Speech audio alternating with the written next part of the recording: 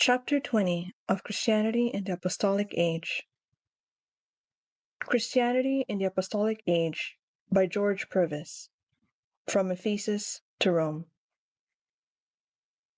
Not having found Titus at Troas, Paul passed over to Macedonia, doubtless to Philippi. Acts chapter 20, verse 1, 2 Corinthians chapter 2, verse 13. Yet his distress of mind did not cease. As he himself puts it, without were fightings, within were fears.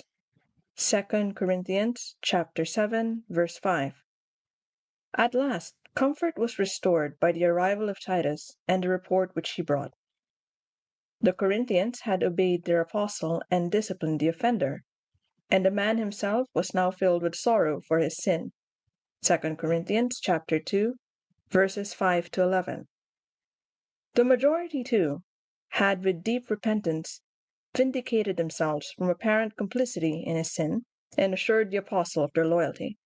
2 Corinthians chapter 7, verses 9 to 12. Thus, the main cause of Paul's distress was removed. Yet there was still a disaffected minority, and the work of the Judaizers had not ceased. In these circumstances, our 2 Corinthians was written in the early autumn of AD 57. It, too, was entrusted to Titus, who was sent back to Corinth with two others, one of whom had been appointed by the Macedonian churches to be their representative in bearing their gifts to Jerusalem. 2 Corinthians chapter 8, verses 18 to 22. The main duty of Titus was now to complete the gifts of the Corinthians which Paul proposed, after visiting Corinth, to carry to Judea. He took the opportunity in this letter of pouring out the feelings of his lately distraught but now comforted mind to his dear disciples. It was written with unusual emotion. It reflects the agony through which he had been passing. It is an unequaled revelation of the personality of the apostle. In it, he relates his religious experience, describes his actions and his motives, justifies his authority, pours out his love, reviews his life, rebukes and pleads, chastises his traducers and cheers his friends, and all with a rush of language and sudden transitions of thought which betray the highly wrought condition of his mind. No other of his letters is so autobiographical. In none are we permitted to approach so near to the personal life of the apostle. The epistle is divided into three well-marked sections. The first, chapters 1 to 7, deals with the distress through which he had been passing on their account, and then gives a glowing, yet pathetic, description of the character of his ministry. It is an outpouring of his soul, a laying bare of his very heart to his beloved children, in which it is easy to see his sensitiveness to the attacks which had been made upon him and his joy in the restored fidelity of his converts. The second section, chapters 8 and 9, urges to liberality in their gifts for the Judean saints, and directs them to receive Titus and other brethren who were about to visit them in this interest. The third section, chapters 10 to 13, is an indignant defense of his apostleship, evidently directed against the Judaizers, to whom a passing allusion had already been made, chapter 3, and to a minority in Corinth who sided with them. It is written in the apostle's most vehement style, and contains not a few references to events in his history otherwise unknown. Chapter 11, verse 23 to chapter 13, verse 2. After Titus, with the other brethren, had returned to Corinth, Paul appears to have further visited, during the autumn of AD 57, the churches of Macedonia. Acts chapter 20, verse 2. He went as far as the boundary of Illyricum. Romans chapter 15, verse 19. Finally, he reached Corinth, where he abode 3 months. Acts chapter 20, verse 3. No incidents of this winter in Corinth have been preserved. We may believe, however, that he finally adjusted the remaining difficulties in that church, and we know that he received its contributions for the Judean saints, Romans chapter 15, verses 25 to 28. With him was a considerable company of friends. Acts chapter 20, verse 4, and Romans chapter 16, verses 21 to 23. Some of them were to accompany him to Jerusalem as representatives of the contributing churches, for he was unwilling to have the money in his sole charge. 2 Corinthians chapter 8, verse 20. It was, however, during this winter at Corinth that Paul wrote the epistle to the Romans, and this important letter throws additional light on the entire situation. We suddenly find from it that Christianity was being preached vigorously in the world's capital. Its beginnings there are shrouded in obscurity. It is possible that some of the sojourners from Rome, Acts chapter 2, verse 10, carried it back after Pentecost. It is possible that some of those who fled from Jerusalem after the death of Stephen traveled as far as Italy. Acts chapter 8, verse 4. We have already alluded to the interpretation put by some on the decree of Claudius as implying that Christianity had caused contentions in the Jewish colony by the Tiber. See section 197. But this epistle throws the first clear light upon the subject. From it we learn that the progress of the new religion in Rome was already widely known among the churches. Chapter 1, verses 8 and 13, and chapter 16, verse 19. It must then have existed for several years. The Roman Christians, moreover, possessed the gifts of the Spirit and some organization. Chapter 12, verses 7 and 8. Yet the epistle is not addressed to the church at Rome, but to all who are in Rome, beloved of God, a phraseology which suggests that their organization was not compact or unified. This inference is, perhaps, confirmed by the allusion to several groups of believers in the capital, chapter 16, verses 3 to 5, 14, and 15. Yet compare 1 Corinthians chapter 16, verse 19. The impression given, however, is that of a large but imperfectly organized community. They are addressed as Gentiles.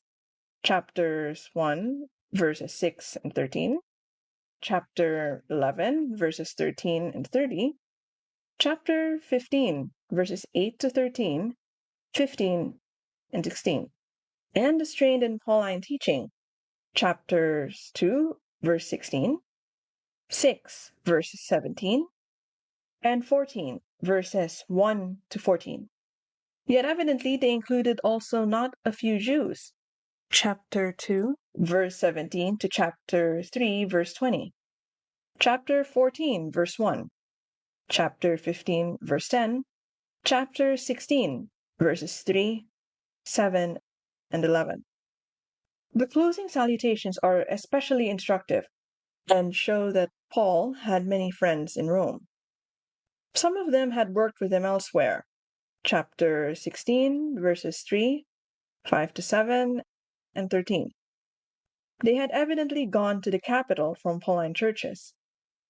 We are not to suppose, indeed, that his friends were the only missionaries on the ground, but the epistle shows that his mission to Europe had already embraced indirectly the metropolis of the world.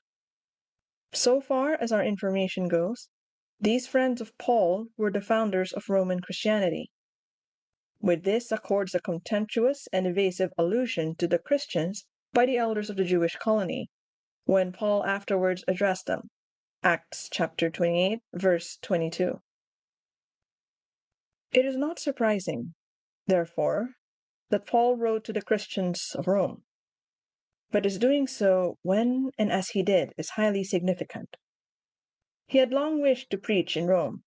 Acts chapter 19, verse 21, 2 Corinthians chapter 11, verse 16, Romans chapter 1, verses 9, 10, and 13, chapter 15, verses 23, 24, and 28, and to go from thence to Spain. Romans chapter 15, verse 28, but had been prevented. Now he was about to return to Jerusalem, and knew not what might befall him. Romans chapter 15, verses 30 and 31. Acts chapter 20, verses 22 and 23. He naturally wished to send a message to his friends in the capital, and to explain that in returning eastward he was not relinquishing his purpose to visit them. But why did he write so elaborate a letter? It is not, except incidentally, for example, chapter 1, verse 5, and chapter 15, verses 17 to 21, a defense of himself and his apostleship. Neither is it, except again incidentally, for example, chapter 2, verse 17, etc., or from the very nature of the argument, a polemic against either Jews or Judaizers, or followers of his own school who had fallen into error. Still less is its motive the conciliation of different parties. Its purpose is chiefly didactic. It is an elaborate presentation of the way of salvation, argued with superb dialectical completeness. Why, then, did he send the statement to Rome? The probable answer is very instructive. He evidently realized the future importance of the church at Rome. He had long believed that Christianity would become the religion of the empire, and he knew that, as his plan of evangelizing the great cities must culminate in the evangelization of the capital, so the Christianity of the capital would be likely to determine that of the world. In this he reveals the statesman as well as the missionary.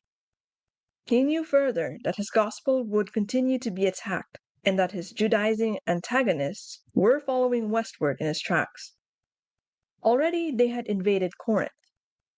The controversy with them also had brought to full expression the true gospel, and Paul's own mind, which ever sought completeness of truth, impelled him to a formal statement of it. The Epistle of the Romans therefore illuminates the whole situation, and illustrates the broad intelligence with which Paul laid the foundations of Christianity in the empire. Hence, in this epistle, the conception of Christianity as a scheme of salvation is elaborately wrought out. The apostle characteristically presents it as the revelation of a righteousness provided by God for the believer. Chapter 1, verses 16 and 17. He proves at length the universal want of such a righteousness, by the Jew as well as by the Gentile. Chapter 1, verse 18 to chapter 3, verse 20. He then describes the righteousness revealed in the gospel as provided by Christ's redeeming death, through which God has made it possible for him, the righteous one, to declare the believer free from guilt. Chapter 3, verses 21 to 26. This way of salvation is then shown to have been that whereby Abraham, the father of Israel, was saved. Chapter 3, verse 27 to chapter 4, verse 24. To be implied in the Christian's experience of salvation by the mere grace of God. Chapter 5, verses 1 to 11. And to proceed on the same principle of moral government on which God had dealt with the race in the person of its first representative, Adam. Chapter 5, verses 12 to 21. The objections to this doctrine, which would be inevitably raised, are next acutely discussed. Chapters 6 and 7. And the scheme is shown to make provision for the sanctification of the believer, as well as for his justification, and for the glorification of both his body and his soul. Chapter 8. Yet the apostle was not content to present a mere scheme of doctrine. He fully realized the difficulty offered by the fact that Israel denied and rejected what he declared to be the teaching of her own scriptures. It was necessary for personal, historical, and dogmatic reasons he should reconcile this fact with his argument. He did this in chapters 9 to 11. He maintained that God's purpose had always referred to a sovereignly chosen portion of the Hebrew nation, which election he had the right to make. Chapter 9. That the rejection of Israel as a nation and salvation by faith has been explicitly announced by the prophets. Chapter 10. Yet that the rejection was not final, but that eventually the Hebrews would obtain the fulfillment of all the promises. Chapter 11.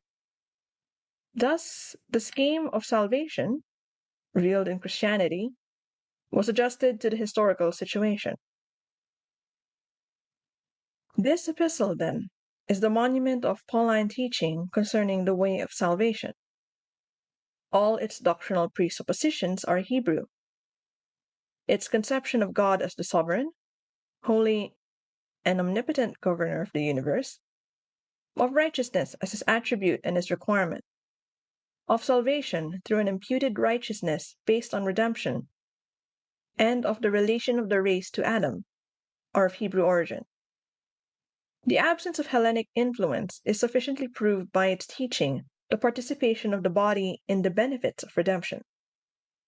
The only indication of non-Hebraic ideas may be found in the doctrine of adoption, chapter 8, verse 15, and Galatians chapter 4, verse 5, which may have been suggested by Roman customs. The teaching of this epistle is therefore the direct unfolding of the ideas with which Paul began his Christian life. Yet it is not the product of a doctrinaire. It keeps close to life. It does not forget the truth is in order to holiness. To wit, imputed righteousness is the basis for personal growth in sanctification. Legal union with Christ involves a vital union and the devotion of the heart and will to God.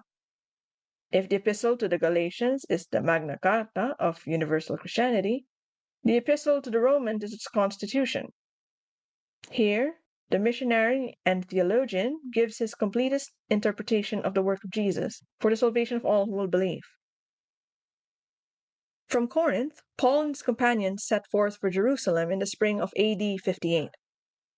It was at first his plan to go directly by sea to Syria, but a plot of the Jews led to a change of route. Acts chapter 20, verse 3. At Philippi, Luke joined the party, chapter 20, verses 4 to 6, and he describes the journey with great minuteness, chapter 20, verse 7 to chapter 21, verse 16. It followed the coast of Asia, thence crossed to Tyre, thence to Ptolemais, and so to Caesarea. Paul was anxious to reach Jerusalem by Pentecost, chapter 20, verse 16, doubtless because that was the feast at which free will offerings were made by the Jews. Hence he did not visit Ephesus, but met the elders of that church at Miletus, where he took an affectionate farewell of them, chapter 20, verses 17 to 38. At Tyre, the disciples besought him not to endanger his life at Jerusalem, for the Spirit warned them of the peril he was facing, chapter 21, verse 4. But he resolutely went forward. Again at Caesarea, where they lodged in the house of Philip, the prophet Agabus predicted that bonds awaited him. But, when he resisted all efforts to dissuade him, some of the disciples accompanied him to Jerusalem and took him to the house of Mnason, a Cypriot, with whom he could lodge in safety. Chapter 21, verses 9 to 16. Thus, fully aware of the dangers which confronted him, the apostle bore to the mother church the gifts of the Gentile Christians. He was received cordially by James and the elders, but they were anxious about his reception by the church, because of the reports that in his foreign work he had taught Jews to forsake Moses. They proposed that he show publicly his respect for the law by joining in the rites of purification about to be undergone by 4 brethren who had taken a vow, and by defraying their expenses. To this he consented, but the act of conciliation resulted in the very trouble it was intended to prevent. Certain Jews from Asia saw him in the temple, and circulated a false story that he had brought Gentiles into the sacred place. A fierce riot followed, which would have resulted in Paul's death had not the captain of the Roman guard in the adjacent castle of Antonia intervened. He supposed Paul to be an Egyptian Jew who had previously made a sedition and escaped. Discovering his mistake, he allowed the apostle to address the people from the castle steps. They listened to him till he uttered the word Gentiles, when the riot broke out afresh, and Lysias, the captain, hurried him into the castle. He was only prevented from examining his prisoner by scourging, through the latter's revealing his Roman citizenship. Acts chapters 21, verse 17 to 22, verse 29. On the next day, Lysias took him before the Sanhedrin, that the Jewish court might adjudicate his case. Chapter 22, verse 30. It was a perilous position for the apostle, and we can hardly blame him for resorting to a strategy. He declared himself a Pharisee and that he was accused for teaching the resurrection. Chapter 23, verses 1 to 6. This was certainly only a half-truth. Probably in less excited times it would not have helped him. But in this case it served his purpose, for the council divided and broke up in confusion. Chapter 23, verses 7 to 10. We should remember, too, in further explanation of the result, that many of the Pharisees were not unfriendly to the Christians. The course of events was thus to Paul's advantage, and that night he was further encouraged by a vision in which the Lord assured him that he should see Rome. Chapter 23, verse 11. The discovery of a plot of certain Jews to slay the prisoner led Lysias at once to transfer him to Felix, the procurator, at Caesarea. Chapter 23, verses 12 to 30. The apostle was now safe from violence in the hands of the Roman authorities. Chapter 23, verses 31 to 35. But his first trial before the procurator was unsatisfactory. To the accusation of the Jews that he was guilty of sedition and of defiling the temple, chapter 24, verses 1 to 9, he replied with a demand for witnesses to prove the charge, verses 10 to 21. Felix, who knew something of the Christians, verse 22, put his decision off, and for 2 years the apostle remained a prisoner in Caesarea. The procurator, in fact, was hoping for a bribe, verse 26. So he delayed the case until his recall to Rome left it for the disposition of his successor, verse 27. It would be interesting to know how the apostle was occupied during his Caesarean imprisonment. His friends were allowed to see him, and Felix, with his wife Drusilla, listened occasionally to his message, chapter 24, verses 23 to 25. In fact, the apostle seems to have been treated with marked consideration. He was evidently regarded as a person of importance. Professor Ramsay, in view of Paul's whole conduct at this period, in view also of Felix's hope of a bribe and the expense involved in the subsequent appeal to Caesar, as well as in view of the fact that Paul lived in Rome in his own hired house, draws the inference that in some way the apostle had come into the possession of considerable property. This is not inconsistent with his earlier support of himself by manual labor. 1 Thessalonians chapter 2, verse 9, Acts chapter 18, verse 3, and chapter 20, verse 34. Nor with his acceptance, both at former and later times, of gifts from friends. Philippians chapter 4, verses 15 and 18. The treatment he received, however, may have been due to the high standing of his family. Section 66. But these 2 years could hardly have been spent in idleness, though the confinement must have been an irksome restraint on the tireless energy of the prisoner. We cannot, indeed, accept the view that any of his extant epistles were written in Caesarea. Section 250. Yet he may have kept in communication with his churches, and he may have prepared himself by reflection and study for the work of the future, to which he still eagerly looked forward. None can tell how much the world owes to the enforced solitudes of its great leaders. It may be that his Caesarean confinement gave opportunity to the apostle of working out the ideas concerning the person of Christ and the eternal and worldwide purpose of God, which his later epistles contain. The new procurator, Porcius Festus, was at once besought by the Jews to order Paul to Jerusalem for trial. Acts chapter 25, verses 1 to 3. Festus, however, bade them send their representatives to Caesarea, verses 4 and 5. And when they came, they were unable to substantiate the charges, verses 6 to 8. Nevertheless, Festus asked Paul if he was willing to go to Jerusalem. Thereupon the apostle, realizing the hopelessness of justice in Palestine, made a formal appeal as a Roman citizen to Caesar, verses 9 to 12. He was accordingly remanded to prison till there should be an opportunity of sending him to Italy. Shortly after this, Agrippa II and his sister Bernice came to congratulate Festus on his entrance into office. Chapter 25, verse 13. Partly out of compliment to Agrippa, as the titular king of the Jews, and partly to learn what account of Paul he should forward to Rome, Festus proposed that together they should hear the prisoner's defense, verses 14 to 22. Hence, on the next day, The apostle delivered before this distinguished audience his most famous apology, chapter 25, verse 23 to chapter 26, verse 32. He declared his loyalty to Israel's historic hope, related the story of his conversion and mission to the Gentiles, and finally appealed to Agrippa to hear him of whom the prophets had spoken. When the assembly broke up, Agrippa expressed the opinion that the prisoner might be released if he had not appealed to Caesar. Such an appeal, when once made, had to be carried out. But evidently, Festus had no charges of importance to send to the emperor, and Paul's ultimate liberation, after reaching Italy, became practically assured.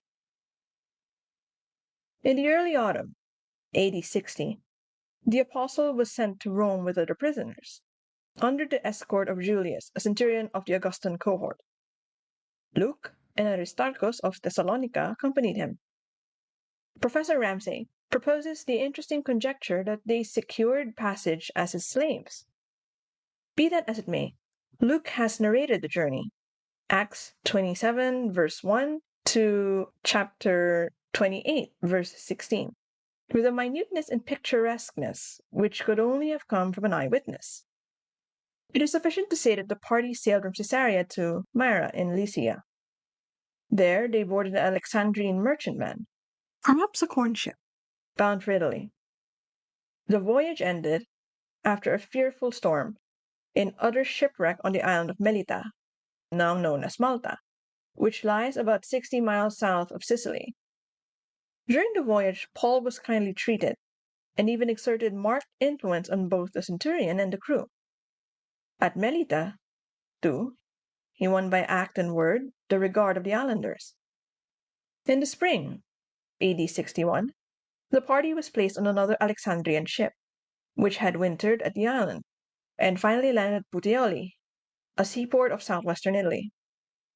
There Paul found Christian brethren, a fact which reveals the spread of the faith throughout Italy even at this early period.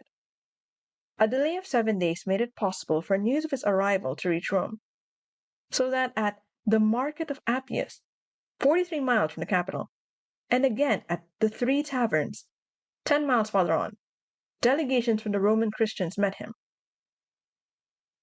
On arriving at the capital, the prisoner was granted the privilege of lodging by himself with a soldier who guarded him.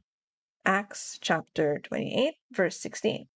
Afterwards, he was allowed to hire a dwelling, in which, though still in chains, Ephesians chapter 6, verse 20, and Philippians chapter 1, verse 13, he lived during the following 2 years in which his trial was pending.